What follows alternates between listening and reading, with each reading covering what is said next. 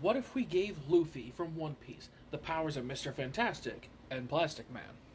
Now, when it comes to these three, first I want to ask something about Mr. Fantastic. Sure, he has the ability to stretch his body, but is it anywhere near the level of Plastic Man?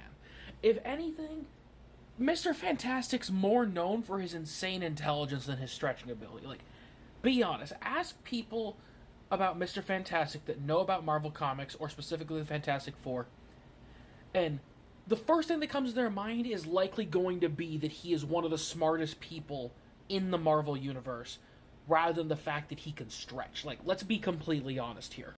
So, wouldn't it be fair to say that if you're giving someone Mr. Fantastic's powers, specifically Luffy in this example, that you'd also be giving his intelligence? Because it might as well be an extra superpower with how intelligent he is.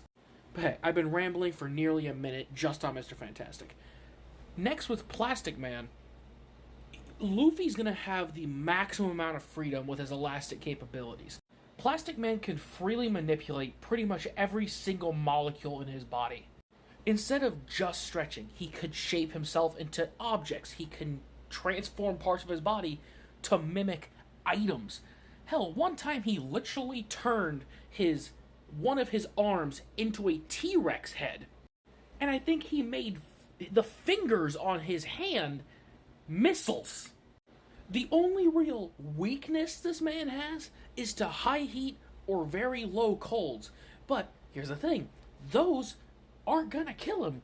He's just going to either melt and then reform, or he's gonna freeze, shatter, and then once he defrosts, reform again. Hell, he's one of the few characters Batman doesn't really have much of a contingency for, and that when an angry Superman marched up, Plastic Man was not scared. Plastic Man is a scary entity. But here's the crazier thing. With the powers of Luffy's Gear 5 specifically, it allows him to apply the rubber-based abilities that he would normally have to his environment. So, if we go by that logic, and he could apply his environment to the same degree that he could his own body, giving him the powers and at the degree of Plastic Man, means he might as well have matter manipulation in a sense, because he'd be able to freely mold and shape the environment to whatever he feels like.